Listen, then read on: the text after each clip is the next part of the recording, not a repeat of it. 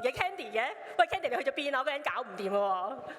原來咧 Candy 咧輪到佢唱啦。佢哋咧係凌風堂。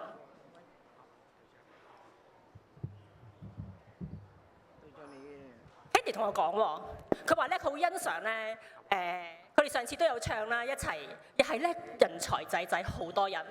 佢話佢好欣賞咧，佢哋個組福音粵曲組裏邊咧，經常咧都用福音粵曲去做侍奉㗎。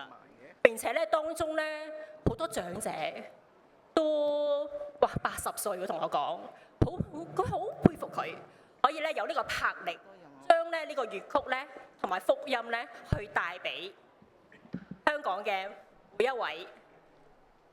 我哋咧有請佢啦，有請佢哋凌風堂。